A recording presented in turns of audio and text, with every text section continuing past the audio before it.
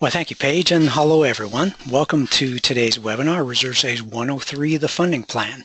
Here at Association Reserves, our job is to help you plan for the predictable.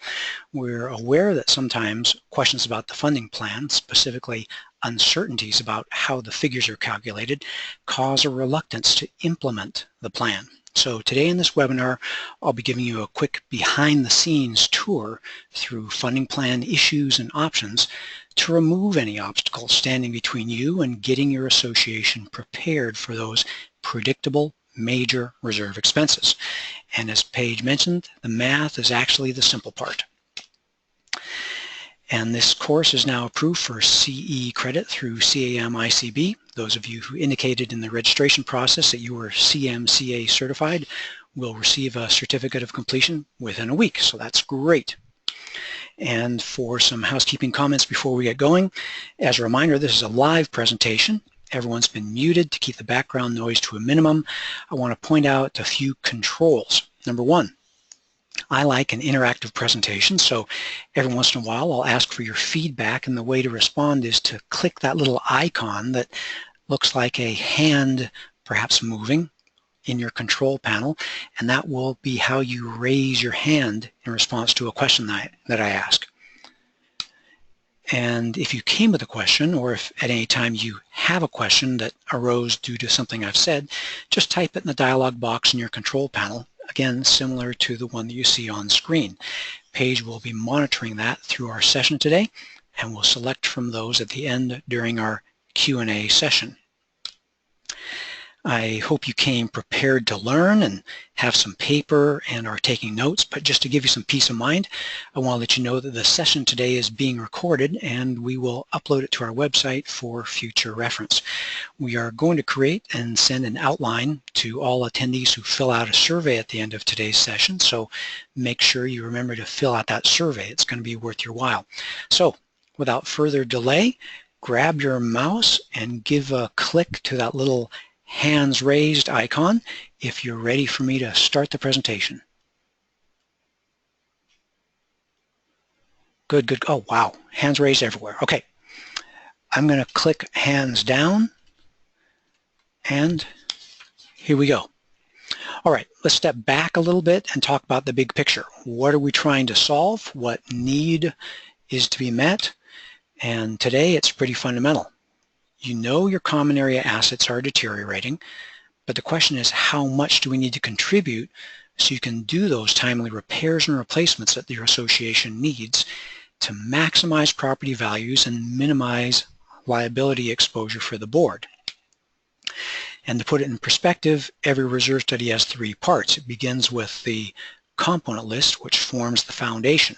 That's a stable foundation if it's based on National Reserve Study standards.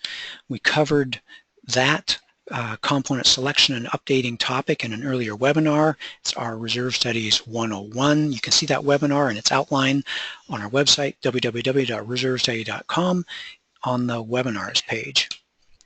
And then after you have the component list, the second result of a reserve study is the calculation of reserve fund strength, which shows if your contributions to date have kept pace with deterioration. And then comes the reserve funding plan, the calculation of contributions that are necessary based on your starting balance and your components to offset ongoing deterioration and make sure you have enough money when your projects come due. The thing that reserve fund strength and the funding plan have in common is they're both calculated results. So yes, there is some math, but mostly again today we're going to be talking about decision points. We covered those two general issues in Reserve Studies 102, also available on our website, but today is all about the reserve funding plan. The good news is that these are not things we've invented here at Association Reserves. The principles we're going to speak about today are all straight from National Reserve Study standards, and they apply equally well to all associations and all reserve study professionals all across the country. So I've got a sample little reserve component list that I'll be using today. It's probably shorter than you're used to seeing, but it will do quite well for the purposes of today's webinar. You'll see each component, as is normal, has a description. useful life estimate, remaining useful life estimate, and a current cost estimate. And as I said earlier, the calculations are really pretty simple. It's just math. Most of my presentation will have to do with decision points, and your first decision point actually starts with reserve fund strength. You need to know where you're starting. And this chart shows that the weaker your reserve fund, the higher your risk is for a special assessment. This means that if boards before you have put your association into a jam by years of underfunding, you're unfortunately going to have to accelerate your reserve contributions to build up your reserves before those funds are needed for reserve projects. Makes sense. But also notice, associations don't need to be completely out of reserves to have a special assessment. And note on the other hand, off to the right, that associations don't need to be 100% funded to avoid special assessments. This is because some projects occur earlier than anticipated or more expensive than anticipated. Reserve expenses are fundamentally not exactly predictable. You need some margin for the unexpected. So a moderate amount of margin allows you to get by just fine without special assessments while being less than 100% funded. Margin is good. And if you don't have enough margin, you're going to get caught on the left side of the scale. So the first of your decision points, understanding that reserve fund strength is measurable, so you can strategically create a plan with slightly higher reserve contributions if you want to lower your risk of special assessment, or you can create a plan with slightly lower reserve contributions if you're okay with a higher risk of special assessment. It's a matter of understanding the trade-offs.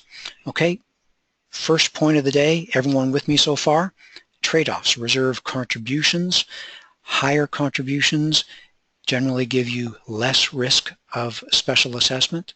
Lower contributions invite higher risk of special assessment. Hands raised if you get that. Trade-offs here. Higher contributions lead to stronger reserve fund, meaning less risk of special assessment. Okay, good. Okay, everyone's hands down. And one thing that I want to remind everyone is be aware that the percent funded or reserve fund strength calculations and the funding plan calculations are very different things. You do the percent funded reserve fund strength calculations first, you find out where you are, and then you can move forward with funding plan calculations. They're different calculations for different purposes. One of the major differences between the two is that funding plan calculations, as you can imagine, are all about preparing for the future. So including the very real effects of interest and inflation, because things change over time, are very important in your funding plan calculations. So let's dive in, focusing on funding plans. Deterioration might be steady and predictable, but how much do you need to contribute? The opening question of the day, especially if, like most associations, you're a bit behind to start with. So beginning with the end in mind, from National Reserve Study standards, the 4 reserve funding principles are to provide for sufficient cash to perform your reserve projects when needed, provide a stable contribution rate for your owners, evenly distributed contributions over the owners over the years, and a plan that measures up as being fiscally responsible if someone, specifically a judge or an attorney, was to ever have to look at it. Meeting those 4 points is how you measure success. So I just want to start out with an introduction to what success looks like. And as you know, reserve expenses are large and infrequent. Most associations actually get pretty good at budgeting for the operational expenses they see every month. Things like utility bills, landscaping, management, things that are pretty stable from month to month and year to year. So success comes when you can successfully solve this interesting little problem of irregular expenses when the only tool you have is a stable and fair reserve income stream. Now, we want it to be stable and fair because that meets 2 of the 4 funding principles. And as you've heard me say in prior webinars, I'm a strong believer that reserve contributions are not for future expenses or future events. Reserve contributions offset ongoing current deterioration. And if you offset that ongoing current deterioration, the future is going to take care of itself. So let's talk about funding plans that offset deterioration and get you ready. Okay, for this I'm going to use a chart that's going to look like this. Time in years goes from left to right along the bottom, and the vertical scale is percent funded, which we measure by reserve, or which measures reserve fund strength. The weak high risk of special assessment range is that red or pink 0 to 30% range at the bottom, and the strong range, where there's a low risk of special assessment, is above the 70% level. The arrow off at the right points to the 100% line, which is when your reserve fund cash you have in the bank, is equal to reserve deterioration. That's a nice place to be. Now, per National Reserve Study standards, there's 3 major reserve funding objectives, ranging from low risk of special assessment, and that's full funding, to high risk of special assessment, which is baseline funding. Remember, it's all about margin, either having margin or not having margin. Full funding means you strive to have a reserve balance equal to your accumulated deterioration, meaning when something deteriorates $10, you put $10 into the reserve fund so it's ready to be spent. While baseline funding means simply waiting and planning to keep your reserves cash positive when it's needed. Threshold funding in the middle is typically an in-between point, threshold, if you want to use that same word, of reserve cash balance or percent funded, like maybe keeping a minimum of $100,000 in reserves, or to at least be 50% funded. And as I mentioned earlier and need to re-emphasize, it's all about risk tolerance. How much do you and your homeowners detest special assessments, deferred maintenance, and declining home values? And how much do you value the benefit of slightly lower reserve contributions? And you need to decide, what do you value the most? Well, let's look at some numbers. Here's the same reserve component list I showed before, yet I've added one column off on the right. For each component, I've divided the current cost by the useful life. So that gives you a rough idea of the cost per year that each of those reserve components are currently deteriorating. An easy one to see is the second one, where it's a $10,000 pool resurface project happening every 10 years, meaning it's deteriorating at the rate of, yes, $1,000 a year. So for this association, add them all up and you find the components are deteriorating at this time at the rate of a little over $20,000 per year. So if your association is one of the many associations with a reserve fund in the fair range, and let's say 55% funded or so, and if you make contributions starting at about $20,170 per year, you can expect normal year-to-year fluctuations in your reserve fund strength, but you can expect that your reserve fund is pretty much going to stay in that range. And that's like having a steady foot on the accelerator on your car on a level road. But if you know that, well, if you step on the gas a little bit harder, your speed's going to pick up. And that's similar to a reserve situation. If you contribute at a rate higher than $20,170 a year, your reserve strength trend is going to increase. You're going to pick up a little speed because you're going to be putting reserves into your reserve fund on average faster than they're being depleted. And this might be necessary if you have some reserve projects coming up and you and prior boards were underfunding reserves. So you've got some catching up to do. The opposite is true. If you lift up your foot from the gas pedal, you're going to coast and slow down. And with respect to your reserve fund, if you contribute less than $20,170 per year, your reserve fund strength trend is going to weaken because you're not keeping up with deterioration.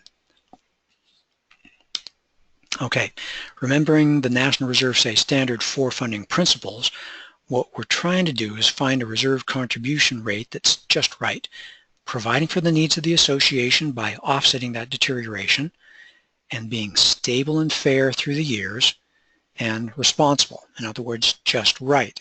There's a little bit of room in there, but we want something that's just right and a good fit for your style, your strategic style, and your risk tolerance.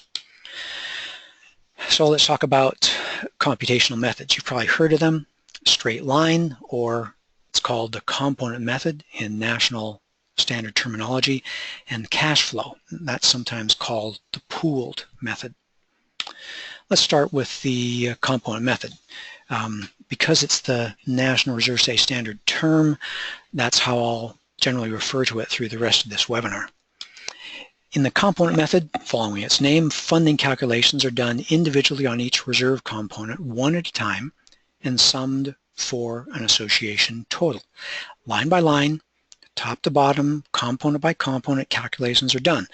And because it's focused to have separate components, each separate component become prepared for its own individual next expense, it forces the association, I'll soon show you, to have temporarily high catch-up reserve contributions to get each component fully funded.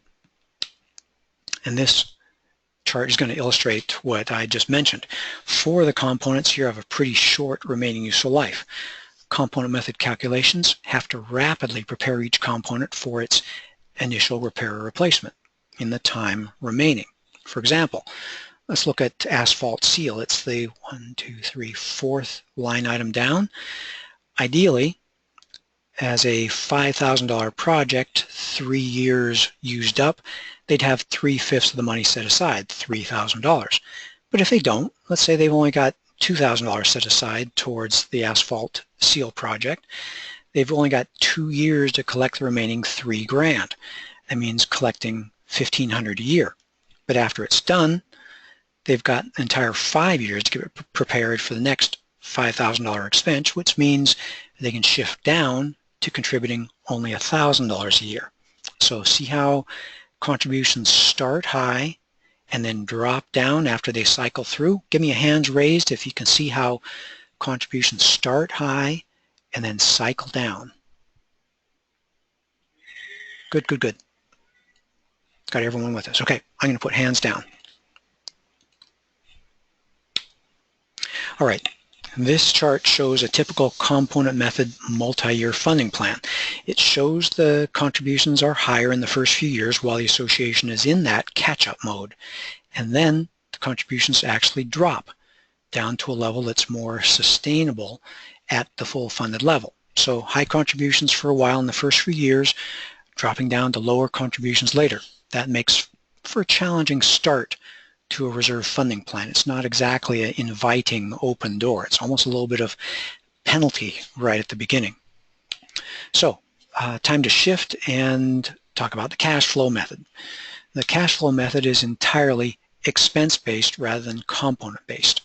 So if the component method was vertical, going from top to bottom down the list of components, cash flow method is left to right, year by year by year by year by year into the future, providing adequate reserve income to offset the reserve expenses. It's totally blind to the type of component or even the number of components. It's just reserve income and reserve expenses through the years. And remember, we're talking about exactly the same expenses as with the component method. So getting a result here in the cash flow method is a matter of trial and error. It's kind of like pumping up a bike tire. You put it together, you get your funding plan together, and you gradually test higher and higher and higher contributions, pump, pump, pump, pump, pump, until you get the desired results. It's not like the component method where the equations simply provide a result. But this flexibility reveals its primary flaw. It can be easily misused. It's probably actually easier to misuse the cash flow method than it is to use it effectively. And that's actually true of most very powerful tools. You have to be very careful with them. In the cash flow method, it's blind to components. We showed this set of expenses earlier, and this is exactly what the cash flow method looks at, just expenses. And you and I can look at this, and it's easy to see that in 5 years, the reserve fund needs to be at least about $110,000. And if you look further off to the right, you can see that in 25 years, the reserve fund needs to be at least about $190,000.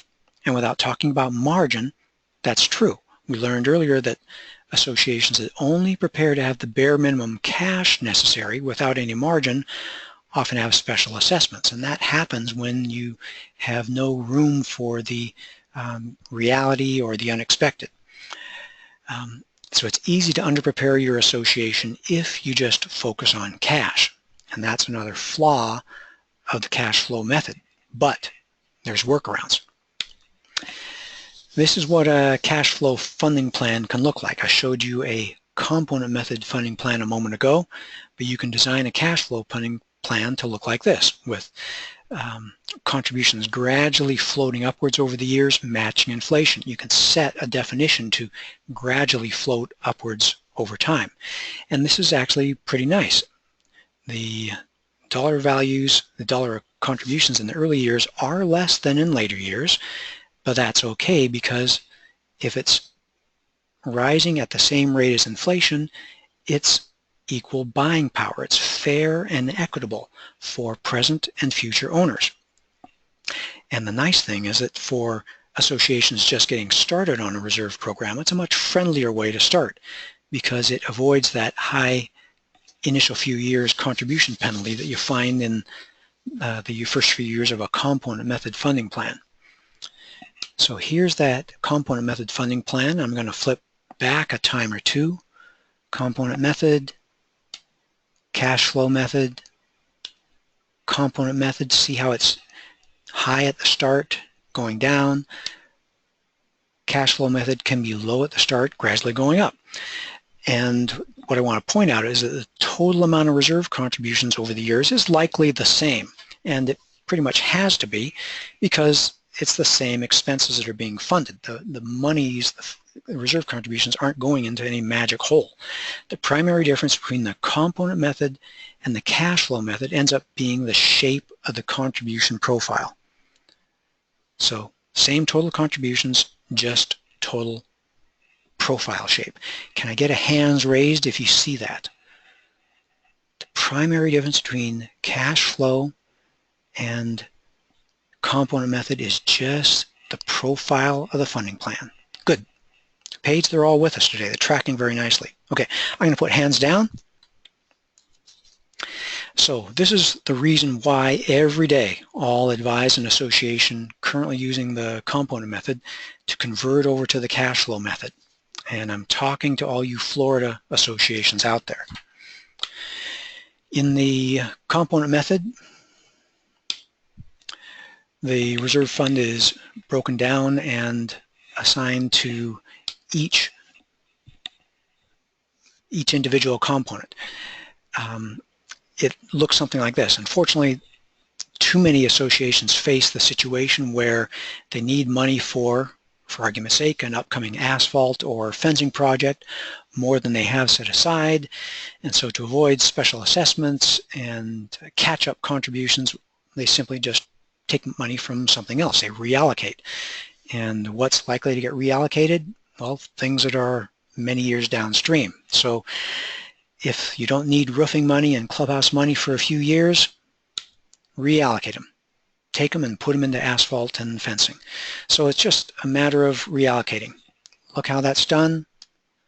Take some money from clubhouse and roof, put it in asphalt and fencing. So just reassigning funds from one component to another.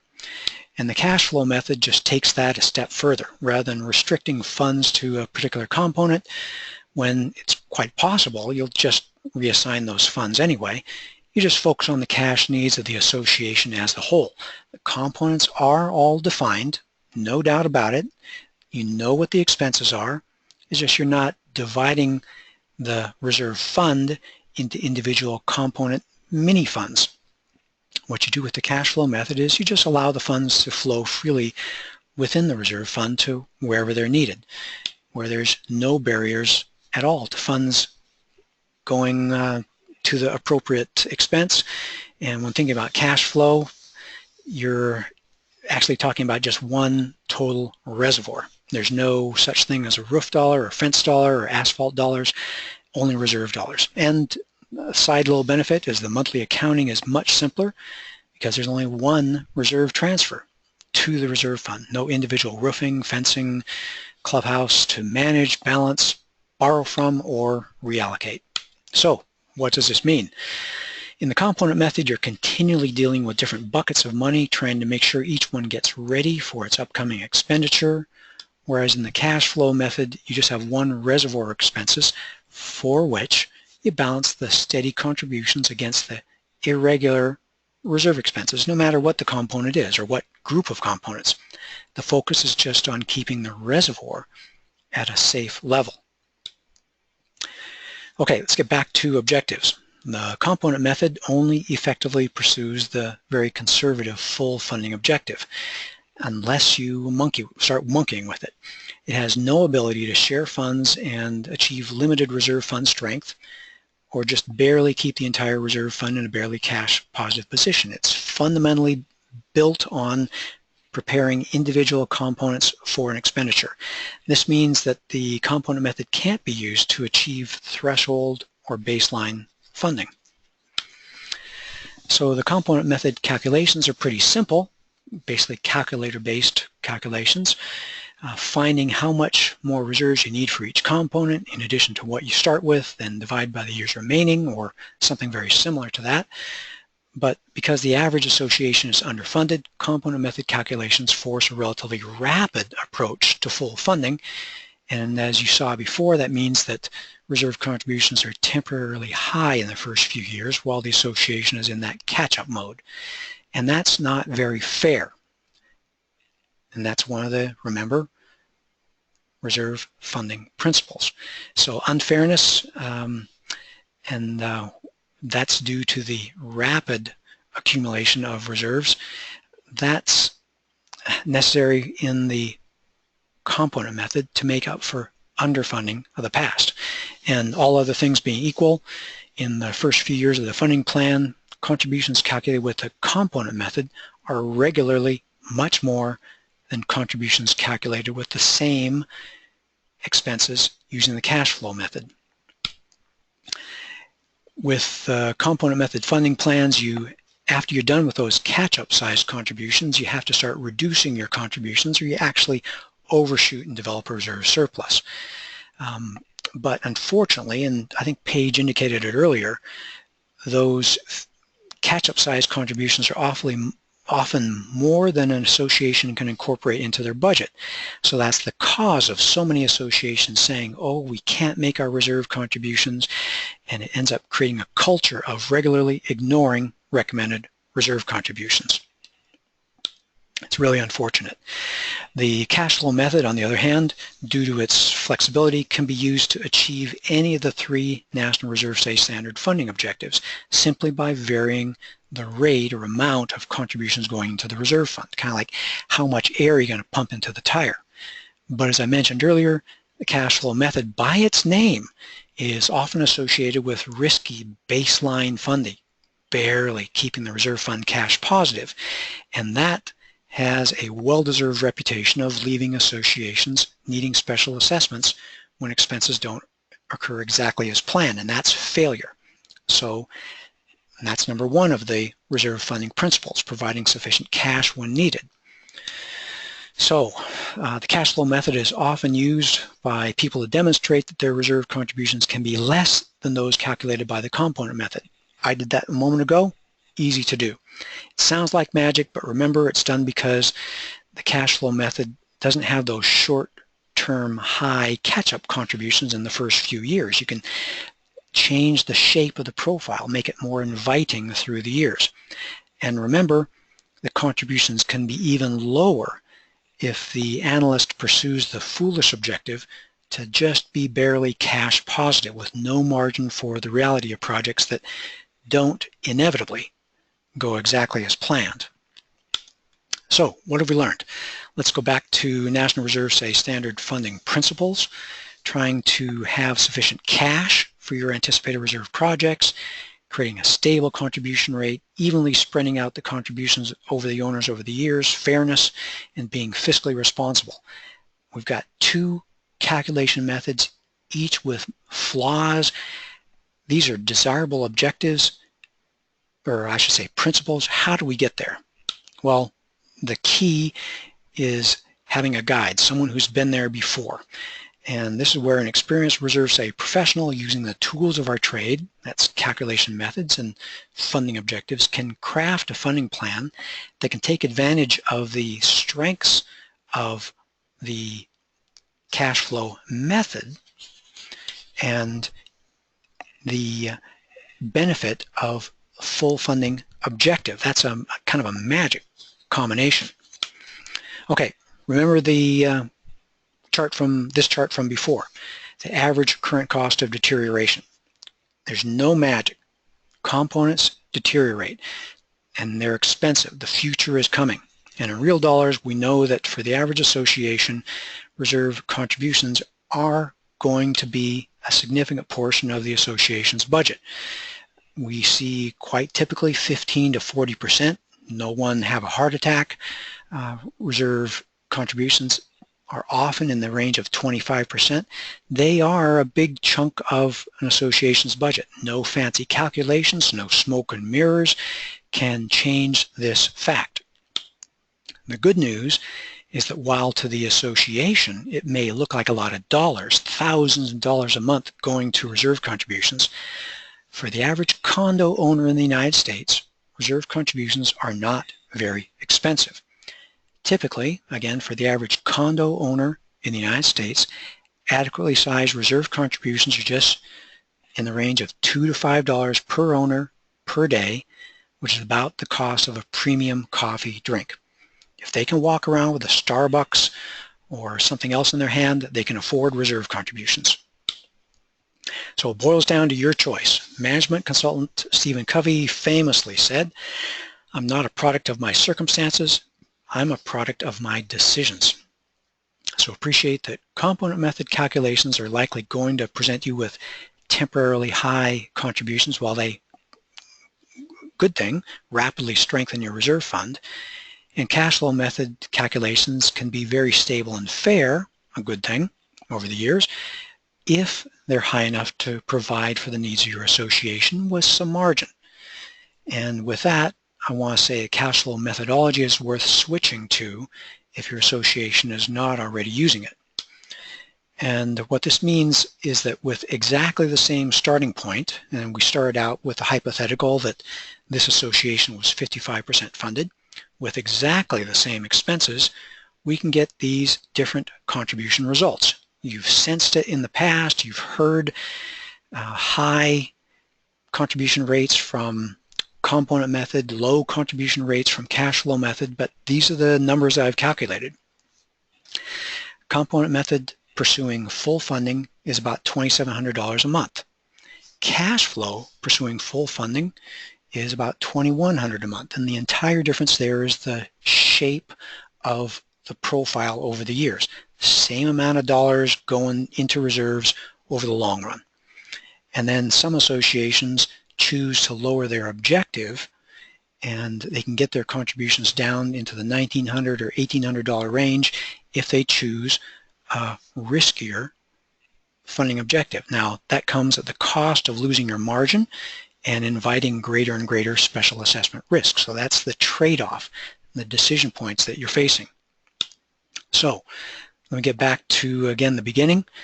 Remember what you're trying to accomplish. Do what's best for your association. Aim for satisfying those 4 funding principles. They're worthy. That's going to result in your association's ability to perform repairs and replacements in a timely manner, maximized property values because you don't have deferred maintenance, and minimize liability for board members. So give your association the money it needs to function. Don't just be focusing on minimizing contributions. Give your association the money it needs to function. And remember, it's really not a lot of money on an ongoing basis for individual owners. Well, I worked up a pretty good head of steam there. I've covered a lot of ground today, but want to leave you with some additional resources. If you go to our website, www.reservestudy.com, on the home page you'll find a great ebook download on the subject of reserve funding plans. And if you click over to our Learning Center and library, you'll find a deep resource of written and video selections. And if you want an experienced guide to help you into the future, by all means click on the request a proposal. And if you didn't personally get an invitation to this email, or if you know, or to this webinar, or if you want to make sure others are getting invitations to information like this, by all means sign them up or sign yourself up for our email list. We've got another webinar on a different topic coming up next month. So at this point in time, I see we've got a few minutes left. I'm going to turn the microphone over to Paige, who will coordinate our Q&A time. Paige.